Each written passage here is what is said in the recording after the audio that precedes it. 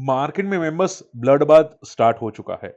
सी आज का video important होगा क्योंकि मैंने कल भी आपको समझाया था कि मार्केट में पैनिक खत्म नहीं हुआ है। ये पैनिक जस्ट स्टार्ट हुआ है और आज देखो, आज का मोमेंटम देखो। कल ही मैंने आपको बताया था कि क्या मार्केट 23,000 को आएगा, यहाँ पे देखो सी। और आज की क्लोजिंग 23,000 के आसपास है। समझ में आ रही बात है? सो देखो, मैं जो बोल रहा हूँ वो वीडियोस देखो, सुनो, समझो, आपके लोगों के लिए काम आ सकता है। ओके। आज हम लोग यहाँ पे गोल्ड, सिल्वर, निफ्टी, बैंक्स, ज्यादातर चीजें हम लोग डिस्कस करने वाले हैं, जीपी पावर भी। ओके। एंड देखो, आज फॉलिंग मार्केट में मैंने यहाँ पे जीपी पावर के अंदर 5% का बीटीएसटी किया था, प्रॉफिट मिला। ठीक है। सोचो, फॉलिंग मार्केट के अंदर एक ही बीटीएसटी किया, एक ही में प्रॉफिट मिला। ओके। निफ्टी में भी ट्रेड किया था, वो छोटा मोटा ट्रेड था एनीवे, बट दोनों में प्रॉफिटेबल था। एंड देखो, स्ट्रेटजी समझने की कोशिश करनी चाहिए कि मार्केट में अगर सही टाइम पे सही एंट्री करते हैं ना, तो स्ट्रेटजीज मिल सकती है, प्रॉफिट मिल सकता है। ओके। चलिए स्टार्ट करते हैं। पहले देखो, सिंपल आंसर बता देना चाहता हूं, क्या मार्केट यहां से और फॉल होगा? Answer is yes. ठीक है, क्लियर फॉल है। मैं एक शॉर्ट वीडियो बनाऊंगा जरूर, बट वो शॉर्ट वीडियो होगा कि मार्केट में बॉटम आउट कब बनेगा। बट आप देखो, एक बात समझ के चलो कि मार्केट में बॉटम तभी बनेगा, मेरा ध्यान से सुनना जो बोल रहा हूं, जब प्रीवियस मंथ का हाई तोड़ेगा मार्केट। ठीक है। मार्केट, बहुत सारे लोग पता है क्या बोलते हैं कि सर मार्केट में यहाँ पे बॉटम बन चुका है। नहीं, ये बॉटम नहीं बना है। मार्केट में तब बॉटम बनता है जब प्रीवियस हाई को ब्रेक कर लेता है। जैसे कि मान लो मार्केट यहाँ पे 2022-23 में फॉल हुआ था, ये मंथ हाई तोड़ दिया, सीधा मार्केट रिकवर कर गया पूरा का पूरा, आप यहाँ पे देख सकते हैं। ठीक है। अब यहां पे अगर एक बहुत बड़ी ग्रीन कैंडल बनती है मंथली चार्ट पे, तब आप ये समझ के चलो कि मार्केट का बॉटम बन चुका है।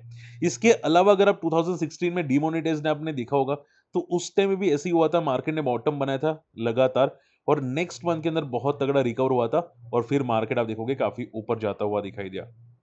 ठीक है। फिर आप यहां पे देखोगे सी 2008 2019, उसमें आप देखो यहां पे बहुत बड़ी रेड कैंडल बनी थी। वो रेड कैंडल का हाई तोड़ा, मार्केट बॉटम बन गया, फिर उसके बाद वो कभी लेवल नहीं आया। ठीक है। तो मोरल ऑफ द स्टोरी क्या है कि जब भी मार्केट फॉल करता है, जब तक वो रेड कैंडल मंथली वाली ब्रेक नहीं हो जाती, ठीक है, तब तक मार्केट फॉल करता रहता है। ओके। अब तो ये रेड कैंडल बनना स्टार्ट हुई है, अब तो ये बाकी है भाई, पिक्चर अभी बाकी है। चांसेस पूरे हैं कि 22,000 भी आ सकता है। अब एक सिंपल सवाल आता है कि सर 22,000 तो समझ में आ रहा है, वो तो क्लियर दिख रहा है। पहले ये बताओ, क्या 18 भी आएगा? ठीक है, 18 यानी कि मार्केट में ये वाला लेवल, ये 100 मूविंग एवरेजेस। अब ये 18 की बात पता है क्यों हो रही है? हालांकि मैं नहीं करने वाला अभी भी, वैसे भी मैं आपको सिर्फ समझा रहा हूं यहाँ पे कि अगर मान लो आप पूछे कि सर 18 हो सकता है, ये तभी होगा जब क्रूड ऑयल जो है ना, ठीक है, ये जो आपको 113 पे दिख रहा है ना, अगर क्रूड ऑयल 200 को टेस्ट किया ना, 18 भी आएगा। ठीक है। देखो, ये पैनिक सिचुएशन है, आप समझ रहे हैं, पैनिक सिचुएशन है। ये तब होगा जब मार्केट में क्रूड ऑयल 120 200 पे आएगा, तब तक तो ऐसा कुछ भी पैनिक्स दिखाई भी नहीं दे रहे। ठीक है। अभी तक तो आप ये समझ के चलो कि मान लो कि ट्रम्प कल ना कल या परसों बोल देगा कि वार खत्म, और ये वार खत्म हो जाएगी, क्रूड ऑयल नीचे आ जाएगा, बट ऐसा नहीं हुआ, तो पैनिक आ सकता है। ओके। आई होप ये बात समझ में आ रही है। स्टिल कोई डाउट होता है मुझे कमेंट जरूर करना। इसके अलावा अगर बात करने जाए, इसके अलावा यहां पे हम लोग फोकस कर सकते हैं। देखो यहां पे एचडीएफसी बैंक, सबसे सिंपल सवाल, सर क्या एचडीएफसी बैंक और पिटेगा? सिंपल सवाल। देखो, एचडीएफसी बैंक ने पूरा बैंक सेक्टर पिटेगा, क्योंकि अगर वार ज्यादा इंटेंसिफाई होती है, तो सबसे ज्यादा नेगेटिव इंपैक्ट हमेशा बैंक्स को आता है। ये आप भी जानते हैं, मैं भी जानता हूं। मैं एक बार यहां पे देख लेता हूं। ओके। तो सबसे ज्यादा इंपैक्ट बैंक्स को आता है। बैंक में हमेशा याद रखो, देखो बैंक ने भी यहाँ पे 100 मूविंग एवरेज को टेस्ट किया था, एचडीएफसी ने। अभी अगर बैंक टूटा, एचडीएफसी बैंक जो टूट रहा है यहाँ पे, 700 का लेवल ब्रेक हुआ ना, तो इजीली 600 आएगा, इजीली 600 आएगा। आप समझ रहे हो बातें? और सबसे वर्स्ट परफॉर्मिंग बैंक अभी का पता है कौन सी है? एचडीएफसी बैंक सबसे वर्स्ट परफॉर्मिंग क्रिएट हो चुकी है। और बैंक्स में ऐसा मत समझो कि आज सबसे बेस्ट होगी, एचडीएफसी तो लाइफ टाइम बेस्ट होगी। यस बैंक एक टाइम पे लाइफ बेस्ट बैंक थी, आज की हालत पता है आप सभी को। ठीक है। सबसे बेस्ट एक टाइम पे इंडसइंड बैंक थी, आज की हालत आपको पता है। ठीक है। बैंक कोई बेस्ट होती नहीं है, आज नहीं तो कल प्रॉब्लम क्रिएट आना स्टार्ट हो जाती है। एक गलती, बैंक वालों की एक गलती, एक गलती किसी ऐसे बंदे को लोन दे देना, वो भी तगड़ा अमाउंट, जो वो लोन चुका नहीं सकता, और एक गलती की वजह से कोई भी बैंक फॉल कर सकती है। ठीक है। अभी के लिए आप ये समझो, ऐसा कोई है नहीं अभी सिचुएशन, बी रिलैक्स बैंक्स के अंदर, और एचडीएफसी में भी ऐसा कोई सिचुएशन नहीं है, बट प्रॉब्लम मैं आपको समझा चुका हूँ कि क्या हो सकता है। ठीक है, तो अभी के लिए आप समझ के चलो कि यहाँ पे 700 का बहुत इंपॉर्टेंट सपोर्ट है। अगर नहीं टूटता है तो अच्छी बात होगी, चांसेस है कि नहीं टूटेगा, बट अगर टूटता है तो बात ध्यान में रखिएगा। और ये तभी टूटेगा जब मार्केट तगड़ा गिरेगा, 18,000 आएगा। आज सिल्वर गोल्ड भी क्रैश हुए हैं, जितने कमोडिटीज है सब क्रैश हुए हैं। देखो यहाँ पे बताना चाहूंगा कमोडिटी प्राइसेस। गोल्ड देखो 6% फॉल किया, टोटली 6% गोल्ड आपको फॉल करता हुआ दिखाई दिया। और मैंने आपको बताया था कि अगर गोल्ड ये लेवल तोड़ता है तो बहुत तगड़ा नीचे आएगा। गोल्ड की अगर बात करें जो यहाँ पे सी $5,000 का लेवल तोड़ा, और मंथली क्लोजिंग बहुत बेकार है, सीरियसली बेकार है, और ये क्लियर साइन है कि गोल्ड टॉप बना चुका है। ये लिख लो, गोल्ड अभी के लिए टॉप बना चुका है, अभी के लिए यानी कि आने वाले 2-3 साल के लिए।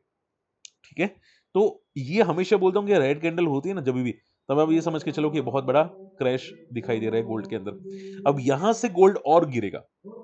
ठीक है, अब गोल्ड का सपोर्ट आ चुका है सीधा 4,000 के आसपास, यानी कि यहां से आज नहीं तो कल, कल नहीं तो परसों 4,200 एंड 4,000 पे गोल्ड बहुत जल्द आपको आता हुआ दिखाई दे सकता है। ठीक है, अब ये फॉल हुआ था इसकी वजह से कि कल फेड, आज यस्टरडे फेड की पॉलिसी थी, फेड की पॉलिसी पसंद नहीं आई। ठीक है, कमोडिटी प्राइसेस और फेड की पॉलिसी के बाद ही ये गिरना स्टार्ट हो गए। ठीक है, कमोडिटी प्राइसेस देखो एक रीजन और भी है, जनरली वार में कमोडिटी ऊपर जाते हैं, बट ये इतने स्ट्रेच हो चुके थे, इतने ऊपर जा चुके थे कि अभी सिर्फ प्रॉफिट बुकिंग ही हो रही है। आप देखोगे $25 से लेके सीधा $120 को टेस्ट करता हुआ दिखाई दिया, इसकी वजह से फॉल हुए। ठीक है, सिल्वर भी यहां से इजीली जाएगा, आप ये समझ के चलो 59, 60 टू $50 तक ये जा सकते हैं सिल्वर आने वाले कुछ महीनों में। ठीक है, अब मैं ऐसा नहीं बोलूंगा कल के कल जाएगा, परसों के परसों, बट ये क्लियर कट जा सकता है। ओके, मैं कल आपको ये सभी चीजें समझा चुका हूं, तो ज्यादा लंबा नहीं खींचूंगा। एचडीएफसी में समझा चुका हूं, एचडीएफसी में आरबीआई ने बोला कुछ इशू है नहीं, बट सीईओ ने रीजन किया इसकी वजह से, चेयरमैन ने रीजन किया इसकी वजह से। क्रूड ऑयल $120 को आज टेस्ट किया था, बट फॉल किया। याद ये रखिएगा, अगर 120 को क्रॉस करते हैं तो हमारे जो पेट्रोल डीजल की प्राइसेस है वो भी शार्पली बढ़ने वाले हैं, बहुत तगड़े बढ़ने वाले हैं। ठीक है, तो टेम्पररी ये कोविड सिचुएशन वापस आ जाएगी। और जिन लोगों ने प्रे किया था कि डोनाल्ड ट्रंप इंडिया के लिए पॉजिटिव है, इंडिया के लिए क्या पूरे वर्ल्ड के लिए पॉजिटिव नहीं है बंदा, तो न्यूज चैनल वाले जो भी अनाप शनाप बोले, भाई न्यूज चैनल वाले किसी भी तारीफ कर ले किसी भी बंदे की कि डोनाल्ड ट्रंप आएगा इंडिया के लिए अच्छा है, तो ढिंडोरा मत पीटने बैठ जाना। ठीक है, न्यूज चैनल वाले बस आपको खींचने की कोशिश करते हैं। ठीक है, किसी को भी पप्पू बना देते हैं, किसी की भी तारीफ कर देते हैं, सब कुछ कर लेते हैं। बात समझ में आ रही है? तो अपना माइंड भी यूज करना, न्यूज़ चैनल वाले भगवान नहीं होते, वो इडियट होते हैं, एक नंबर के इडियट होते हैं, ठीक है?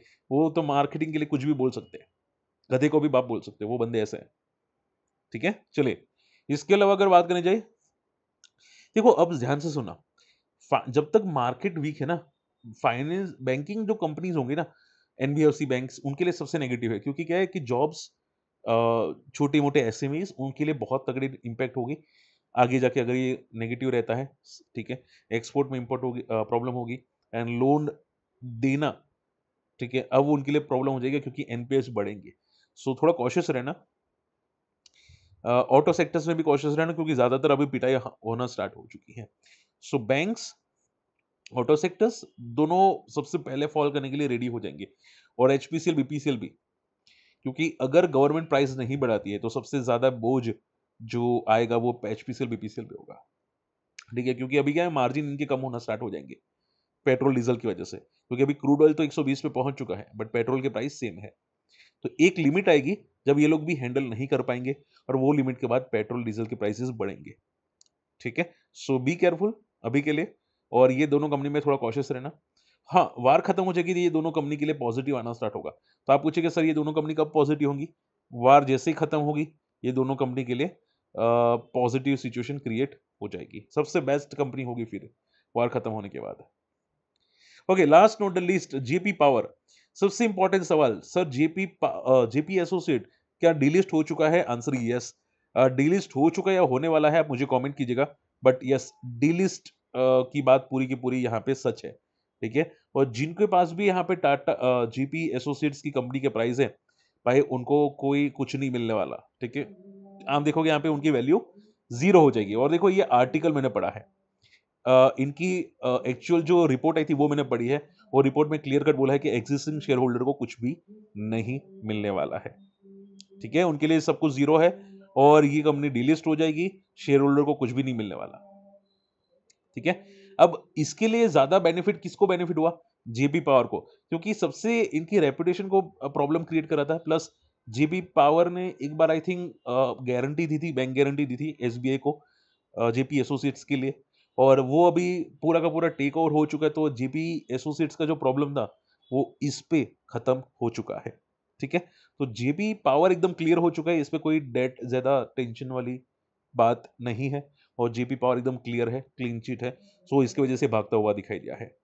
ठीक है, तो अब जेपी पावर के लिए सबसे ज्यादा बेनिफिटेड है। बट देखो एक बात समझो, market condition is weak, so JP power का अभी कहना बहुत मुश्किल है कि क्या ये सस्टेन करेगा।